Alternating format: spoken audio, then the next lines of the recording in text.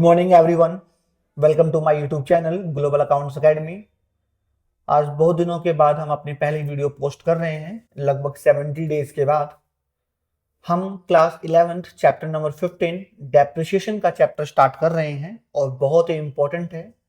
इसमें से करीबन 6 to 10 मार्क्स के क्वेश्चन एग्जाम में पूछे जाते हैं और हम इसे ऑनलाइन प्लेटफॉर्म पे पढ़ेंगे डिजिटल बोर्ड के माध्यम से, जहां पर मैंने सभी क्वेश्चंस पहले से ही सेट कर रखे हैं। आपको समझने में कोई भी प्रॉब्लम नहीं होगी। इन सभी क्वेश्चनों को अच्छी तरह से समझने के बाद आप किसी भी राइटर की बुक अगर पढ़ते हैं तो वहां पर आप सारे क्वेश्चंस को सॉल्व कर सकते हैं। तो आइए स्टार्ट करते हैं चैप्टर डेप्रिसिएशन। सबसे पहले हम समझते हैं कि डेप्रिसिएशन होता क्या है। तो डेप्रिसिएशन जो होता है, depreciation is decrease in the value in the book value of fixed assets। depreciation जो होता है किसी भी फिक्स्ड एसेट्स की वैल्यू को डिक्रीज कर देता है। क्यों करता है? बिकॉज ऑफ इट्स यूज, उसके यूज के हिसाब से फिक्स्ड एसेट्स की जो वैल्यू होती है वो डिक्रीज हो जाती है। Wear and tear, passes of time and obsolescence. अगर हम किसी चीज को यूज करते हैं या कोई चीज खराब हो जाती है तो उस पे डेप्रिसिएशन लगता है, क्योंकि उस एसेट्स की वैल्यू जो है वो कम हो जाती है। राइट। सपोज दैट आपने एक कार परचेज करी। कार हमने आज 10 लाख रुपीस की परचेज करी। अगर हम उसको यूज कर रहे हैं तो आफ्टर 2-3 ईयर्स के बाद उसकी वैल्यू जो है 8 लाख रुपीस हो जाएगी, 7 लाख रुपीस हो जाएगी, अकॉर्डिंग टू कंडीशन। तो उस जो अमाउंट जो डिक्रीज हुआ है, जो अमाउंट जो कम हुआ है, उसको हम डेप्रिसिएशन कहते हैं। It is important to note that depreciation is charged on all fixed assets. Depreciation सभी फिक्स्ड एसेट्स पे चार्ज करते हैं एक्सेप्ट फ्री होल्ड लैंड। लेकिन लैंड पर डेप्रिसिएशन चार्ज नहीं होता, क्योंकि लैंड भी फिक्स्ड एसेट है। लेकिन कभी भी लैंड पे डेप्रिसिएशन चार्ज नहीं होता। क्यों नहीं होता? It is not charged on freehold land because it has infinite life। क्योंकि लैंड की जो लाइफ होती है वो इन्फिनाइट होती है, उसकी एक लिमिटेड टाइम नहीं होती है। सभी फिक्स एसेट्स की जो टाइम होती है वो लिमिटेड होती है। राइट। इसीलिए लैंड पे कभी भी डेप्रिसिएशन चार्ज नहीं होता, वाइल जबकि अदर फिक्स एसेट्स है limited life. Other fix assets की लाइफ जो होती है लिमिटेड होती है। करेक्ट है बच्चों? तो हमने यहां से ये समझा कि डेप्रिसिएशन किसी भी एसेट्स की वैल्यू को डिक्रीज कर देता है। क्यों? क्योंकि सभी फिक्स्ड एसेट्स की जो लाइफ होती है वो एक लिमिटेड होती है। फ्री होल्ड प्रॉपर्टी पे कभी भी या फ्री होल्ड लैंड पे कभी भी डेप्रिसिएशन चार्ज नहीं होता, क्योंकि उनकी लाइफ जो होती है इनफिनाइट होती है। करेक्ट है? आगे पढ़ते हैं बच्चों हम मेथड्स ऑफ डेप्रिसिएशन। तो मेथड्स ऑफ डेप्रिसिएशन जो है according to class 11 two types पढ़ने हैं हमको यहाँ पर, SLM and written down value method. तो एसएलएम को स्ट्रेट लाइन मेथड बोलते हैं और डब्ल्यूडीवीएम को हम रिटर्न डाउन वैल्यू मेथड बोलते हैं। तो एसएलएम और रिटर्न डाउन वैल्यू मेथड में क्या डिफरेंस है? तो according to SLM every year depreciation amount is same. Every year depreciation amount is same. हर साल एक जैसी ही डेप्रिसिएशन लगती है। But according to written down value method every year depreciation amount is different, unequal. यानी कि अकॉर्डिंग टू डब्ल्यूडीवीएम मेथड जो डेप्रिसिएशन अमाउंट होता है वो अनइक्वल होता है। करेक्ट है बच्चों? सबसे मजे की बात यहां पर यह है कि स्ट्रेट लाइन मेथड को और भी हम 3 नाम से जानते हैं, जो एग्जाम में पूछ लेते हैं और बच्चे कंफ्यूज हो जाते हैं कि कौन सा मेथड है। तो एसएलएम को हम और भी 3 नामों से जानते हैं, जिसका नाम है fixed cost method, fixed cost method, fixed installment method और ओरिजिनल कॉस्ट मेथड। करेक्ट है बच्चों? उसी के बाद रिटर्न डाउन वैल्यू मेथड को हम और भी 2 नामों जानते हैं, reducing balance method and diminishing balance method. Correct है बच्चों? आगे हम पढ़ते हैं, ये भी पढ़ लिया कि डेप्रिसिएशन क्या होता है, ये भी पढ़ लिया कि मेथड ऑफ डेप्रिसिएशन क्या है। उसके बाद हम पढ़ते हैं rate of depreciation. Rate of depreciation. तो बच्चों रेट ऑफ डेप्रिसिएशन जो होता है, एक रेट होता है जिस एसेट्स पे वो इस रेट से डेप्रिसिएशन चार्ज होता है। 2 मेथड होते हैं वहां पर। एक होता है कि rate of depreciation is given, दूसरा होता है rate of depreciation is not given. अगर गिवन है तो कैसे निकालेंगे वो देखते हैं हम लोग। मैंने लिखा है case 1 rate of depreciation is given, तो एनुअल डेप्रिसिएशन कैसे निकालते हैं। पहले तो आप समझिए कि मैंने यहां पे एक लाइन लिखी है, टोटल कॉस्ट ऑफ एसेट्स। तो टोटल कॉस्ट ऑफ एसेट्स क्या होती है, पहले ये समझिए। अगर हम कभी भी कोई भी एसेट्स परचेज करते हैं, अगर हमने उस पर कोई भी अगर एक्सपेंस किया है, तो वो हम उसे एसेट्स की कॉस्ट में ऐड कर देते हैं। सपोज दैट आपने एक कार परचेज करी 10 लाख रुपीस की, लेकिन आपने उस कार को अपने घर लाने में खर्च किए 1 लाख रुपए ट्रांसपोर्टेशन पे, या आपने और भी कोई काम करा है, जैसे कि कोई एसेसरीज लगवाई है, तो वो जितनी भी एसेसरीज या ट्रांसपोर्टेशन, इंस्टॉलेशन, जो भी खर्च किया आपने पैसा उस एसेट्स पे, वो सभी एसेट्स की कॉस्ट में ऐड हो जाएगा। राइट बच्चों, सपोज दैट कि हमने एक मशीन परचेज करी 5 लाख रुपीस की, उस पर हमने 1 लाख रुपीस खर्च किए ट्रांसपोर्टेशन में, इंस्टॉलेशन में, तो उस मशीन की जो टोटल कॉस्ट है वो 6 लाख रुपीस हो जाएगी। करेक्ट है। रेट ऑफ डेप्रिसिएशन का मतलब यहां पर यह है कि अगर 10% है तो लिखेंगे डेप्रिसिएशन रेट में 10%, तो 10 अपॉन में 100 मल्टीप्लाई टाइम होता है। अगर आप 1 ईयर का निकालते हैं तो आपको कोई भी टाइम लिखने की जरूरत नहीं है, क्योंकि ये एनुअल डेप्रिसिएशन ही निकल रहा है। अगर आपको किसी पर्टिकुलर मंथ का निकालना है, सपोज दैट 6 मंथ्स का निकालना है, तो आपको यहाँ पर 6/12 करना होगा। अगर आप 8 मंथ्स का निकाल रहे हैं तो आपको यहाँ 8 लिखना होगा। लेकिन अगर एनुअल निकाल रहे हैं, पूरे साल का निकाल रहे हैं, 12 महीने का निकाल रहे हैं, 12 मंथ्स का निकाल रहे हैं, तो आपको यहाँ पर 12/12 लिखने की कोई जरूरत नहीं है। हम एनुअल ऑलरेडी निकाल रहे हैं। राइट बच्चों, आई होप आपको यहां तक समझ में आया होगा। अब लोग आगे बढ़ते हैं।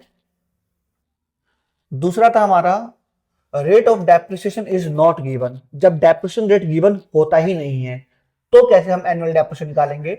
सबसे पहले annual depreciation is equals to total cost of assets. तो मैंने आपको पहले ही बता दिया कि टोटल कॉस्ट कैसे निकालते हैं। हम कोई भी एसेट जब परचेज करते हैं, और उस एसेट्स को जब परचेज करते समय हम कोई भी अगर खर्च करते हैं, इंस्टॉलेशन में, ट्रांसपोर्टेशन में, किसी भी तरह का कोई हम खर्च करते हैं, तो वो उस एसेट्स की कॉस्ट में ऐड हो जाती है, minus scrap value. Scrap value का मतलब यहां पर यह है कि एसेट्स की तो एक लाइफ होती है, एक लाइफ जब वो खत्म हो जाएगी और हम उसको बेचेंगे तो कुछ ना कुछ वैल्यू देकर जाएगी। इट्स कॉल्ड स्क्रैप वैल्यू, यानी हम उसे हिंदी में कबाड़ वैल्यू भी बोल सकते हैं। सपोज दैट कि आपने एक कार परचेज किया, उसकी लाइफ है 10 ईयर्स, राइट। आपने उस कार को 10 ईयर्स तक यूज किया और आपने परचेज किया था 10 लाख रुपीस का, और आपने 10 ईयर्स पूरे यूज कर लिए। जब आप उसे बेचेंगे तो कुछ ना कुछ वैल्यू तो आपको देके जाएंगे ना, उस वैल्यू को हम बोलते हैं स्क्रैप वैल्यू। तो माइनस स्क्रैप वैल्यू अपॉन में estimated useful life of assets. उस एसेट्स की जितनी भी लाइफ थी उसको हम बोलते हैं estimated useful life of assets. I hope आप लोगों को यहां तक समझ में आया होगा। अब हम क्वेश्चन के माध्यम से क्वेश्चंस करेंगे और समझेंगे कि डेप्रिसिएशन हम क्वेश्चन में कैसे अप्लाई करते हैं। तो बालक, फर्स्ट क्वेश्चन है हमारा, calculate the amount of annual depreciation. हमें एनुअल डेप्रिसिएशन निकालना है एंड रेट ऑफ डेप्रिसिएशन निकालना है। रेट ऑफ डेप्रिसिएशन कि किस रेट से डेप्रिसिएशन चार्ज हो रहा था under straight line method from the following. Purchase of second hand machine for ₹96,000। हमने एक सेकेंड हैंड मशीनरी परचेज किया है 96,000 का। Spend 24,000 on its cartage, repair and installation. और हमने उसको रिपेयर किया, उसको लाने में हमने कार्टेज पे किया, और इंस्टॉलेशन, इन तीनों को मिला के जो हमने खर्च किया वो 24,000 का खर्च किया। तो मैंने आपको अभी बताया कि हम जो भी पैसा खर्च करते हैं परचेस करते समय, वो सभी की सभी मशीनरी की या एसेट्स की कॉस्ट में ऐड होता है। इट मीन जो हमें मशीनरी पड़ी वो 96,000 प्लस 24,000, इट मीन्स 1,20,000, यानी टोटल कॉस्ट ऑफ मशीनरी जो है वो 1,20,000 है, right. Estimated useful life of machine जो है 4 ईयर्स है, और एस्टिमेटेड रेजिडुअल वैल्यू जो है 72,000 है। रेजिडुअल वैल्यू का मतलब स्क्रैप वैल्यू है, यानी कि हम उसको 4 साल के बाद अगर भी बेचेंगे तो कम से कम 72,000 रुपीज तो हमें रिसीव होंगे ही होंगे। तो ये जो क्वेश्चन है इस ये यहाँ पर rate of depreciation is not given, given नहीं है। तो हम केस नंबर 2 जहां पर rate of depreciation is not given होता है वहां से हम इसे सॉल्व करेंगे। तो सबसे पहले हम निकालेंगे एनुअल डेप्रिसिएशन। तो लिखेंगे हम लोग annual depreciation is equals to total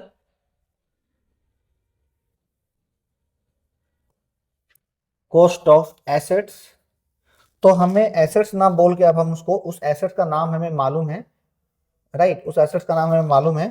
लिख दिए total cost of machinery minus scrap value upon में estimated useful life of machinery. Correct है बच्चों, ये हमारा फॉर्मूला है। अकाउंट्स में कभी भी फॉर्मूला को लर्न नहीं करते हैं, बार बार लिखने से ही हमको इतना रिवाइज हो जाता है उस फॉर्मूला का कि हमें वो लर्न हो जाता है। तो टोटल कॉस्ट ऑफ एसेट्स जो है हमारा वो है 1,20,000 माइनस स्क्रैप वैल्यू है 72,000 अपॉन में एस्टिमेटेड यूजफुल लाइफ जो है हमारा 4 ईयर्स है। करेक्ट है। तो 1,20,000 में से 72 माइनस कर दीजिएगा तो आएगा 48,000 अपॉन में 4।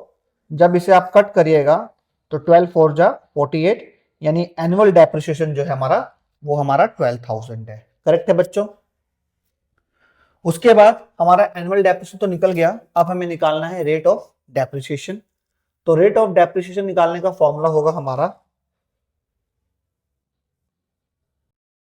Rate of depreciation is equals to annual depreciation upon में टोटल कॉस्ट ऑफ मशीनरी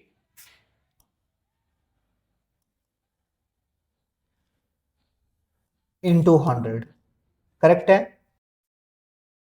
तो एनुअल जो था, एनुअल डेप्रिसिएशन हमारा 12,000 था, तो हमने लिखा 12,000 और टोटल कॉस्ट ऑफ मशीनरी थी 1,20,000, 1,20,000 इंटू 100। तो 30 से 30 ये कट हो जाएंगे, 10 से 10 कट, 12 इंजा 12, 12 इंजा 12 और 1 को जब 10 से मल्टीप्लाई करेंगे तो 10% जो है हमारा रेट ऑफ डेप्रिसिएशन है। आई होप आप लोगों को यहां तक समझ में आया होगा। हम लोग सेकंड क्वेश्चन की तरफ चलते हैं। सेकंड क्वेश्चन है हमारा कि ऑन अ 1 जुलाई 2024, 1 जुलाई 2024 को Aditi limited, right, Aditi limited ने परचेज किया एक second hand machine for rupees 5 lakh rupees की मशीनरी परचेज किया and spent 1,000 on its cartage, और 1 लाख रुपीज पर खर्च किए हैं उसके कार्टेज पे, रिपेयर एंड इंस्टॉलेशन पे। इट मीन्स जो टोटल कॉस्ट ऑफ मशीनरी है वो हमारा 6 लाख रुपीज है। करेक्ट है। Calculate the amount of depreciation, हमें अमाउंट ऑफ डेप्रिसिएशन निकालना है at the rate of 10% per annum, यानी जो हमें डेप्रिसिएशन निकालना है वो 10% पर एनम के हिसाब से निकालना है हमको, according to straight line method for the year ended 31 March 2025।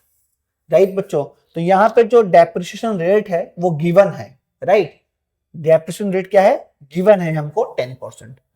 तो आइए हम निकालते हैं कि इस मशीन को कितना डेप्रिसिएशन लगा अगर ये मशीन हमने 1 जुलाई 2024 को परचेज किया, जो अकाउंट क्लोज करता है वो 31 मार्च 2025 को करता है।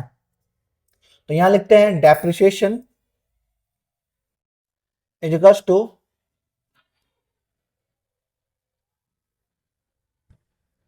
टोटल कॉस्ट ऑफ मशीनरी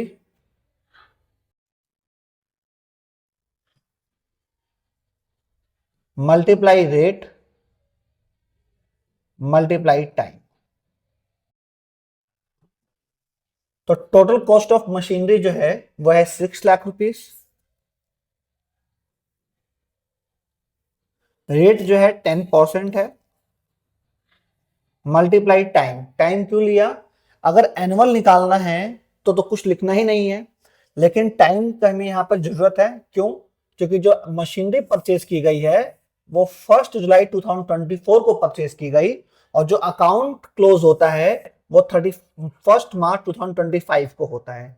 तो 1 जुलाई से लेकर 31 मार्च तक अगर आप काउंट करते हैं तो 9 मंथ्स बनता है। तो मल्टीप्लाई 9 डिवाइड बाई 12। करेक्ट है बच्चों? तो 10 से 10 कैंसिल, 10 से 10 कैंसिल, 3 3 जा 9, 3 4 जा 12, 4 1 जा 4, 15 और ये 3 टाइम 0, 15 3 जा 45। उस मशीनरी पर 9 मंथ का जो डेप्रिसिएशन बनता है वो 45,000 बनता है। आई होप आप लोगों को समझ में आया होगा।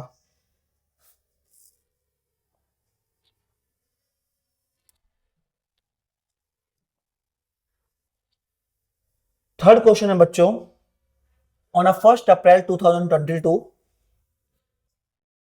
आई होप आप लोगों को सभी क्वेश्चन समझ में आ रहे होंगे। 1 अप्रैल 2022 को Ishita purchased a machine costing 4 lakh and spend 50,000 on its installation. तो मशीनरी की जो कॉस्ट है वो पड़ गई 4,50,000। एस्टिमेटेड लाइफ ऑफ मशीनरी जो है वो है 10 years, after which its residual value यानी स्क्रैप वैल्यू जो है वह है 50,000। करेक्ट है? Find the amount of annual depreciation according to fixed installment method. तो मैंने आपको बताया ही था कि फिक्स्ड इंस्टॉलमेंट मेथड को हम एसएलएम मेथड के नाम से जानते हैं। हमें जो प्रिपेयर करना है, एक मशीनरी अकाउंट बनाना है फॉर फर्स्ट 3 इयर्स का। The books are closed on 31 March every year. Right बच्चों? तो हम लोग क्या करते हैं, मैं जो बच्चों को पढ़ाता हूं, मैं क्या करता हूं, क्वेश्चन पढ़ने के बाद हम लोग समरी लिख लेते हैं। समरी के कोई मार्क्स नहीं होते, लेकिन एक एडवांटेज ये होती है कि बार बार आपको क्वेश्चंस पढ़ने की जरूरत नहीं होती है। राइट? तो मैं एक समरी लिखता हूं यहां पर।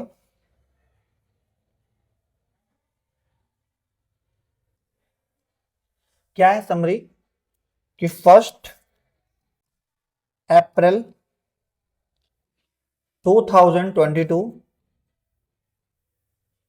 डेट लिखा मैंने ₹4,50,000, मशीनरी परचेज्ड। हमें सिर्फ ज्यादा नहीं लिखना होता, डेट लिखना होता है, अमाउंट लिखना होता है, और क्यों, किस लिए लिख रहे हैं भाई, तो हमने मशीनरी परचेज किया है। आगे राइट? जो लाइफ है वो 10 ईयर्स है, और जो हमारी रेजिडुअल वैल्यू यानी स्क्रैप वैल्यू है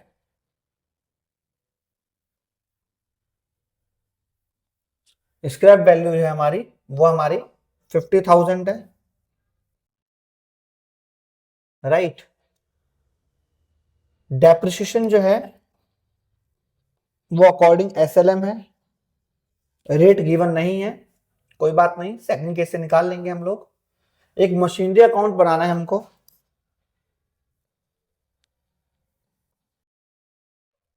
मशीनरी अकाउंट बनाना है 3 इयर्स का। जो अकाउंट्स क्लोज होता है वो एवरी ईयर 31 मार्च को होता है। करेक्ट है बच्चों? ये हमारी एक समरी है। तो आगे बढ़ते हैं। इस समरी को मैंने अगर नोट डाउन कर लिया है क्वेश्चन को पढ़ के, तो हमें अब क्वेश्चन को बार बार पढ़ने की आवश्यकता नहीं है। तो सबसे पहले हम लोग एनुअल डेप्रिसिएशन निकाल लेते हैं। अगर क्वेश्चन एसएलएम से है, अगर क्वेश्चन आप अगर एसएलएम मेथड से कर रहे हैं, तो आपने जितने भी एसेट्स अगर परचेज किए तो सभी का एनुअल डेप्रिसिएशन निकाल लीजिए, क्योंकि भैया डेप्रिसिएशन एवरी ईयर सेम ही रहता है, इसलिए आप पहले ही निकाल लीजिए, right.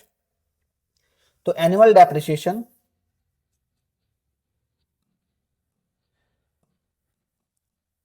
Total cost of machinery 4,50,000 minus scrap value 50,000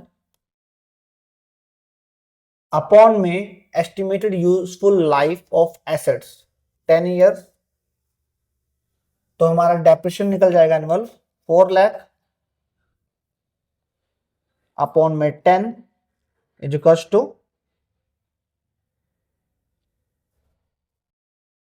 40,000, यानी जो हमारा एनुअल डेप्रिसिएशन है वो 40,000 है। करेक्ट है बच्चों। अब हमें क्या करना है, एक मशीनरी अकाउंट बनाना है। तो हम मशीनरी अकाउंट का पहले एक फॉर्मेट ड्रॉ करते हैं, राइट। क्या करते हैं, फॉर्मेट ड्रॉ करते हैं। तो टॉप पे आप लिखिए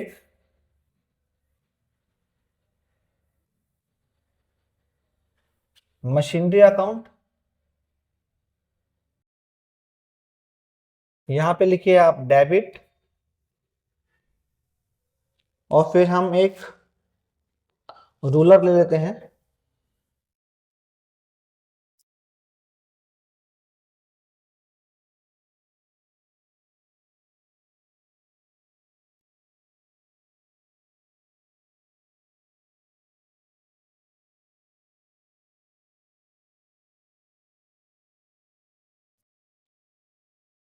कोई नहीं बच्चों, date,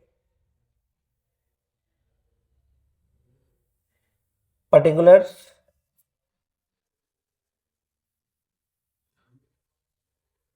particulars, rupees, date, particulars,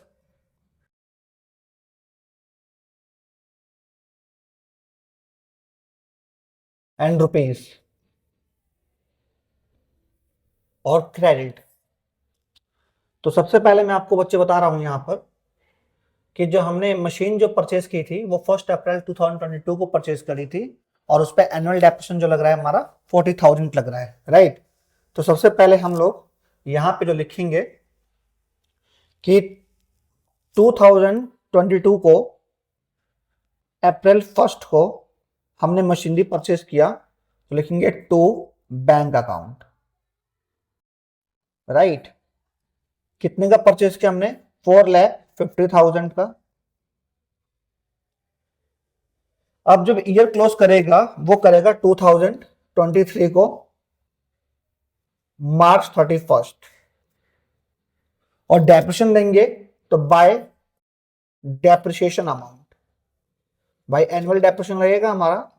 तो 1 अप्रैल से लेके 31 मार्च तक मशीनरी ने काम किया, तो डेप्रिसिएशन देंगे कितना, 40,000। तो आप लिखे यहां 40,000। उसके बाद उसकी कुछ वैल्यू बची होगी, तो हम लिखेंगे मार्च 31 बाय बैलेंस सीडी।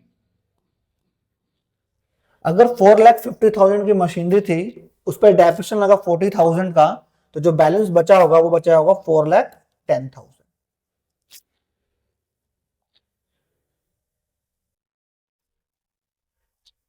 4,10,000 क्लोज करते हैं हम लोग। तो 4,50,000, और यहां भी जब हम क्लोज करेंगे तो नीचे डबल लाइन डालते हैं बच्चों, 4,50,000।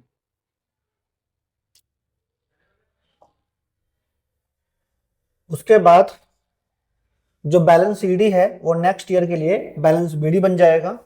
तो 2023 अप्रैल 1, क्योंकि मार्च के बाद अप्रैल आता है, तो अप्रैल 1 टू बैलेंस बीडी कितना, 4,10,000। फिर जब अकाउंट क्लोज करेगा वो 2024 मार्च 31 को क्लोज करेगा, तो 2024 मार्च 31 बाय डेप्रिसिएशन अकाउंट। तो 1 अप्रैल से लेके 31 मार्च तक पूरा एक साल बनता है। पूरा एक साल का जो डेप्रिसिएशन होता है वो होता है 40,000। उसके बाद उसके कुछ बैलेंस बचे होंगे, तो मार्च 31 बाय बैलेंस शीट। राइट बच्चों, तो 4,10,000 था, 4,10,000 में 40,000 का डेप्रिसिएशन लगा, तो उसकी वैल्यू बची अब 3,70,000। 4,10,000 माइनस 40,000। राइट बच्चों, अब अकाउंट क्लोज कर देंगे हम लोग यहां पर।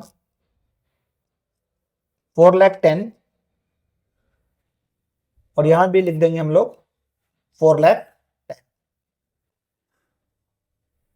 हमारे 2 ईयर कंप्लीट हो गए हैं, first year and second year. जो हमें अकाउंट प्रिपेयर करना था फॉर 3 ईयर के लिए करना था, तो 1 ईयर का भी और भी बनेगा हमारे पास। तो हम यहां लिखेंगे 2024 अप्रैल 1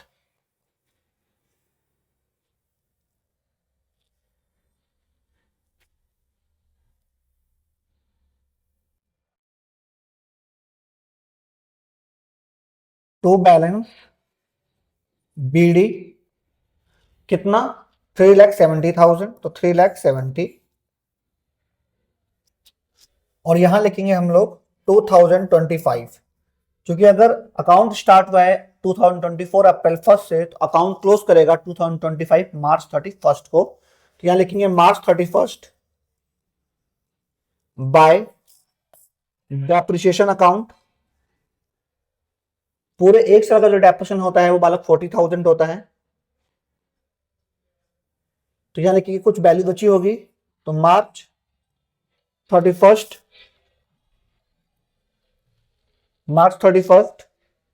बाय बैलेंस सीडी। अगर 3,70,000 था और 40,000 का डेप्रिसिएशन लग गया, तो वैल्यू बची 3,30,000। राइट बच्चों, यहां पे जो अकाउंट क्लोज होगा हमारा 3,70,000 और यहां पर भी लिखेंगे हम लोग 3,70,000।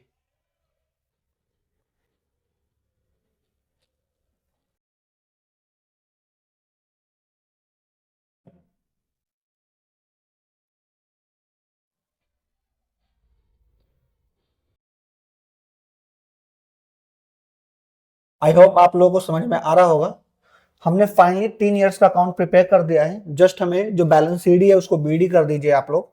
तो 2025 April 1 to balance BD 3,30,000। After 3 years के बाद उस मशीनरी का जो बैलेंस है वो 3,30,000 है। आई होप आप लोगों को समझ में आया होगा, किसी भी तरह कोई डाउट नहीं होगा। तो आइए बढ़ते हैं नेक्स्ट क्वेश्चन की तरफ। जो नेक्स्ट क्वेश्चन है हमारा वो है हमारा 1 अप्रैल 2021 को आपने फर्नीचर परचेज किया है। Furniture costing 55,000 was purchased. आपने 55,000 का फर्नीचर जो है परचेज किया है और इट्स एस्टिमेटेड यूजफुल लाइफ जो है वो 10 ईयर्स है। करेक्ट है। और at the end of which it will be sold 5,000। तो मैंने आपको पहले ही बताया था कि जब हम कोई भी एसेट जब परचेज करते हैं और जब उसकी एक लाइफ खत्म होती है तो हम उसे बेचते हैं, यानी कबाड़ वैल्यू में जो बेचते हैं, तो कम से कम कोई ना कोई वैल्यू आपको जो रिसीव होती है, इट्स कॉल्ड स्क्रैप वैल्यू। तो ये जो 5,000 है वो एक स्क्रैप वैल्यू है। राइट। एडिशंस आर मेड, और भी एडिशंस किए गए, यानी और भी फर्नीचर परचेज किए गए 1 अप्रैल 2022 को और 1 अक्टूबर 2024 को हमने 9,500 और 8,400 की फर्नीचर परचेज किए। रीजनल वैल्यू जो है 500 एंड 400 रिस्पेक्टली है, यानी कि जो हमने 1 अप्रैल 2022 को 9,500 का जो फर्नीचर परचेज किया उसका स्क्रैप वैल्यू जो है वो 500 रुपीज है। और जो हमने 1 अक्टूबर 2024 को 8,400 रुपीज का जो फर्नीचर परचेज किया उसकी जो रेजिडुअल वैल्यू स्क्रैप वैल्यू है वो 4400 है, sorry. So the furniture account, आपको फर्नीचर अकाउंट बनाना है फॉर द फर्स्ट 4 years का, और if depreciation written off according to the SLM straight line method. तो मैंने बच्चों आपको पहले ही बताया कि क्वेश्चन बहुत ही बड़े होते हैं और आगे जाके बहुत ही बड़े और कॉम्प्लिकेटेड आएंगे। सभी चीज को हम अपने माइंड के अंदर मेमोराइज नहीं कर सकते। उसके लिए सबसे बेस्ट तरीका है कि आप समरी बनाइए, राइट। तो समरी लिखते हैं पहले हम लोग।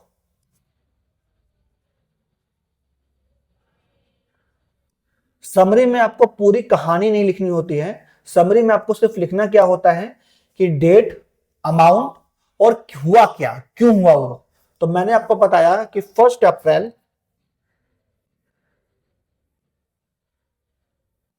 2021 को ₹55,000 का फर्नीचर परचेज किया। उसके लाइफ जो है वो है 10 years, और स्क्रैप वैल्यू जो है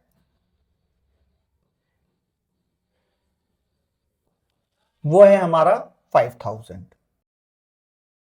करेक्ट है। उसके बाद हमने और भी मशीनरी परचेज करी यहां पर। तो 1 अप्रैल 2022 को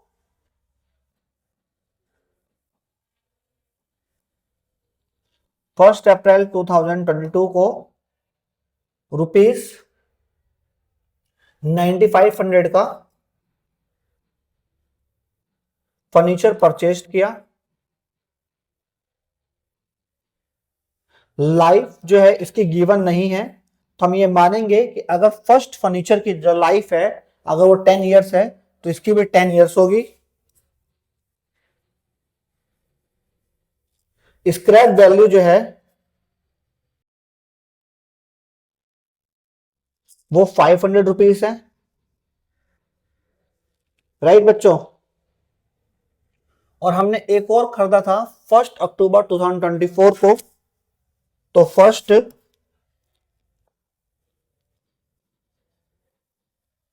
फर्स्ट अक्टूबर 2024 को ₹8400 का फर्नीचर परचेस्ड।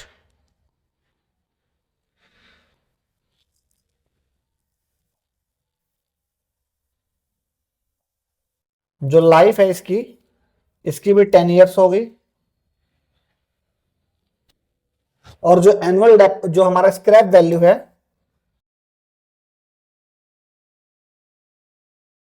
वो हमारा ₹400 है, right.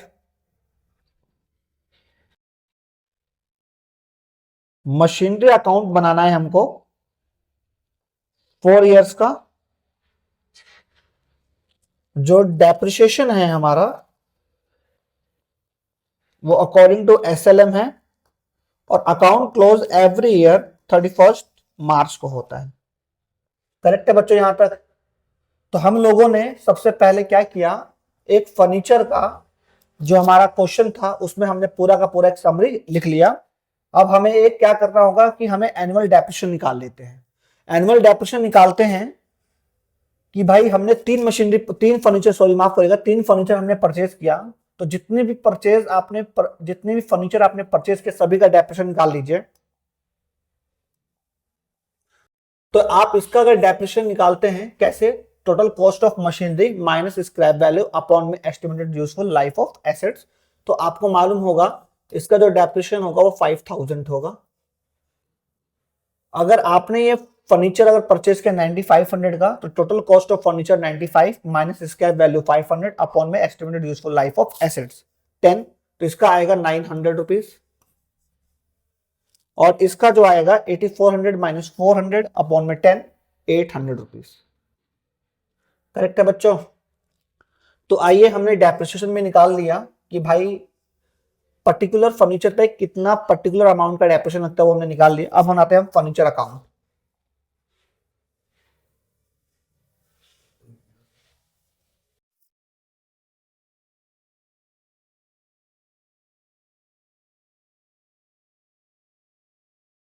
Furniture account, debit date particulars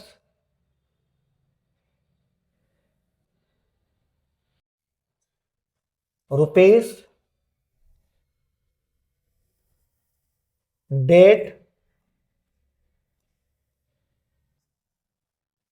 particulars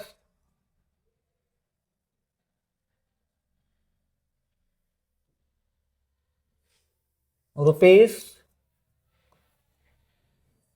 और क्रेडिट। आई होप आप लोगों को यहां तक समझ में आया होगा। अब हमें क्वेश्चन पे पढ़ना होगा, समरी को देखना होगा। तो समरी में हमने ये देखा कि 1 अप्रैल 2022 को हमने 9500 का फर्नीचर परचेज किया, right.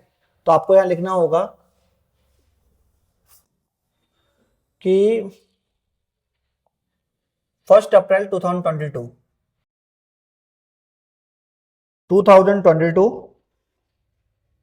April 1 to bank account. हमने जो फर्नीचर यहां परचेज किया था, कितने किया था? 9500 रुपीज, नहीं सॉरी, 2021 में परचेज किया था 55,000 का।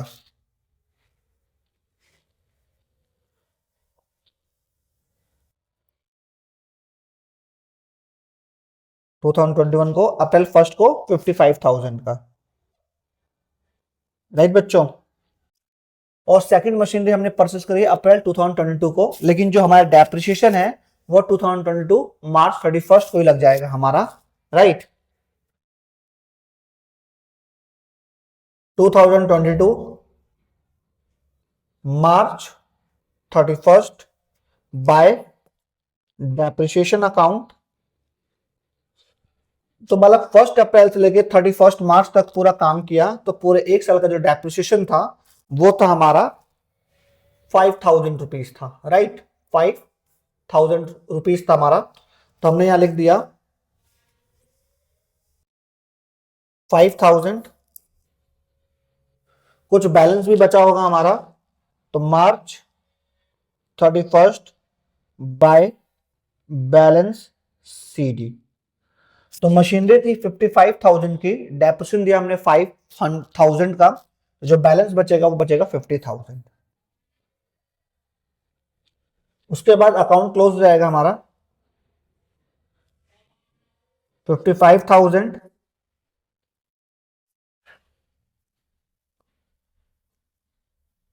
55,000।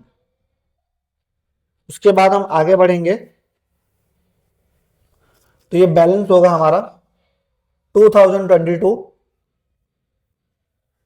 अप्रैल 1 टू बैलेंस BD 50,000।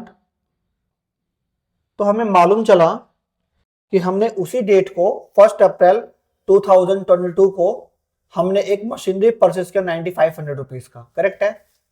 तो हमने यहां पर लिख लेते हैं अप्रैल 1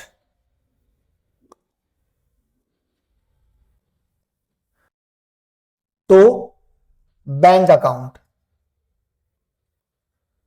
9500 रुपीज का, और हमारा ईयर क्लोज होगा 2023 को मार्च 31 बाय डेप्रिसिएशन अकाउंट।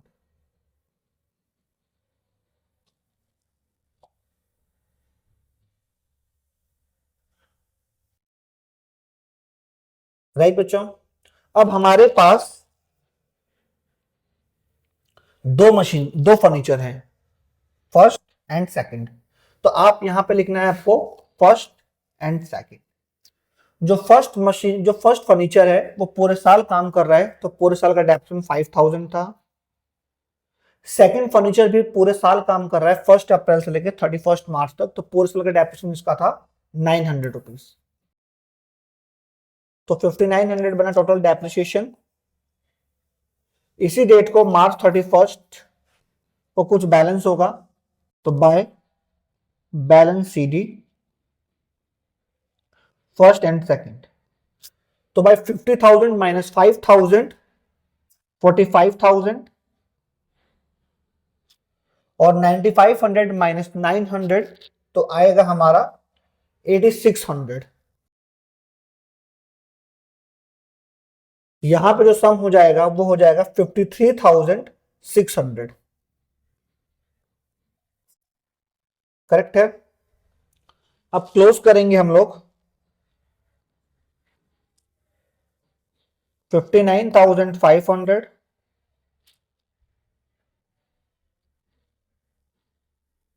59,500। करेक्ट है बच्चों।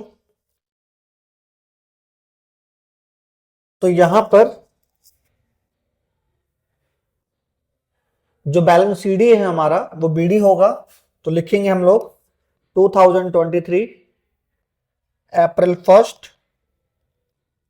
To balance BD first and second. जो फर्स्ट है वो 45,000 का है, तो 45,000 और सेकंड जो है 8,600। जो दोनों मशीनरी का सम हुआ वो हुआ हमारा 53,600 का। राइट। देखते हैं इस पीरियड में कुछ हुआ है क्या, चेक करते हैं।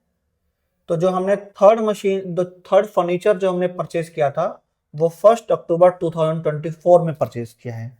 तो जो हमारा अकाउंट स्टार्ट हुआ है वो हुआ है 1 अप्रैल 2023 को, और जो क्लोज होगा वो 31 मार्च 2024 को होगा। यानी उस अकाउंटिंग पीरियड के अंदर इस फर्नीचर को हमने परचेज नहीं किया। तो सिंपल आगे चलते हैं।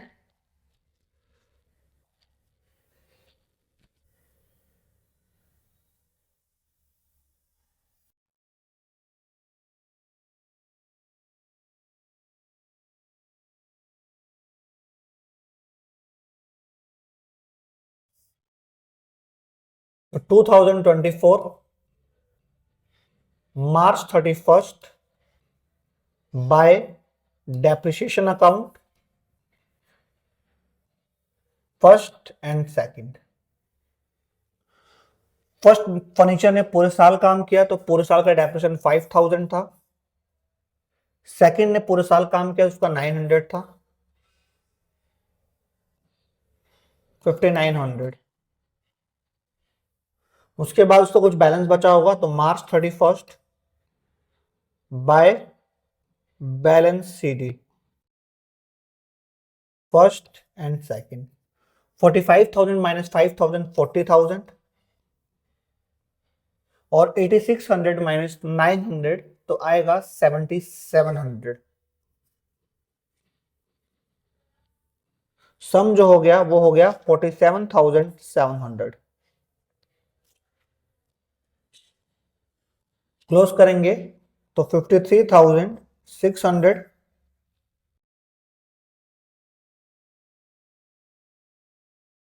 और 53,600। करेक्ट है बच्चों। उसके बाद ये जो बैलेंस सीडी है वो बैलेंस बीडी हो जाएगा, तो हम लोग लिखेंगे 2024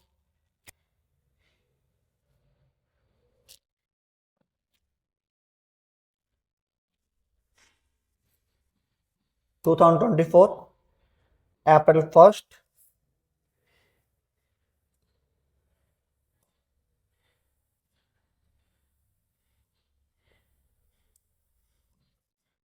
to balance BD first and second. First furniture का जो बैलेंस है वो 40,000 है, तो 40,000 एंड सेकंड का है 7,700, तो 7,700 47,700। राइट। और इसी 2024 में हमने एक और फर्नीचर जो परचेज किया था वो देखते हैं। वो हमने शायद अक्टूबर 1 में परचेज किया था। 2024 अक्टूबर 1 में हमने 8,400 का परचेज किया, और जो उसकी डेप्रिसिएशन है वो 800 रुपीज है। राइट। तो आगे बढ़ते हैं। और हमारे ईयर भी कितने कंप्लीट हो गए। First year second year and third year and last fourth year हमारा चल रहा है। तो हमने अक्टूबर 2024 अक्टूबर 1 को जो हमने परचेज किया वो टू बैंक अकाउंट 8400 रुपीज का हमने परचेज किया, करेक्ट है। 8400 रुपीज का हमने परचेज किया था। अब हमारा अकाउंट क्लोज होगा 2025 मार्च 31 bye depreciation account first, second and third. Third क्यों? अब हमारे पास 3 फर्नीचर हैं, फर्स्ट, सेकंड एंड थर्ड। तो फर्स्ट फर्नीचर पूरे साल काम करता है, अप्रैल 1 से 31 मार्च तक, तो 5000। सेकंड जो है पूरे साल काम करता है 1 अप्रैल 31 मार्च तक, तो 900। और थर्ड फर्नीचर जो है वो हमारे पास 1 अक्टूबर को आया है, तो 1 अक्टूबर से लेकर 31 मार्च 2025 तक बनता है 6 मंथ्स। और एनुअल डेप्रिसिएशन जो था इसका 800 था, तो 6 मंथ्स का 400। इन तीनों का सम जो बनता है 6300 बनता है। इसके बाद कुछ बैलेंस भी बचा होगा, तो मार्च 31 को by balance CD, first, second and third.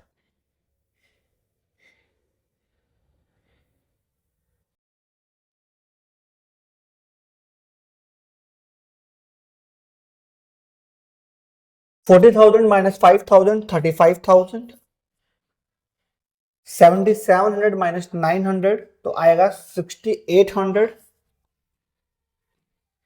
और 8400 minus 400 तो 8000। राइट बच्चों? तो 8 और 6 14, तो 49 हो जाएगा, 49,800। क्लोज करते हैं। 0 0 7 4 11 का 1 कैरी किया 1, 8 8 16 का 6 कैरी किया 1 5, 56,100। यहां भी बनेगा हमारा 56,100। उसके बाद जो ये बैलेंस सीडी है आप उसको बैलेंस बीडी लिख सकते हैं, राइट। तो 2025 April 1 to balance BD first, second and third. तो फर्स्ट है 35,000, सेकंड है 6800 एंड थर्ड है 8000 का। इन तीनों का सम जो है वो है हमारा 49,800।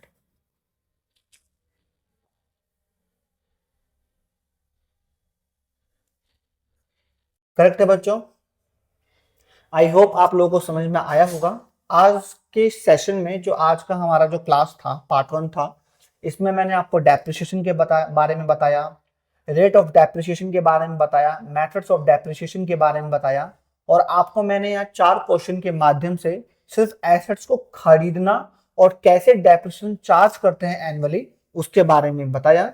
आने वाली अपकमिंग वीडियोस में मैं आपको एसेट्स को खरीदने, बेचने और उस पर हुए प्रॉफिट और लॉस के बारे में भी बताऊंगा। राइट बच्चों? आशा करता हूं आप लोगों को आज का सेशन बहुत अच्छा लगा होगा और आपको समझ में भी आया होगा। आप मुझे मोटिवेट करने के लिए आप मेरे चैनल को सब्सक्राइब कर सकते हैं और वहां पर मेरे फेसबुक, इंस्टाग्राम आईडी को फॉलो कर सकते हैं। और मैं आपको इसी तरह अब डेली बेसिस पे अपनी वीडियो पोस्ट करूंगा, जिससे आपका सिलेबस जल्दी से जल्दी खत्म हो सके। जय हिंद दोस्तों।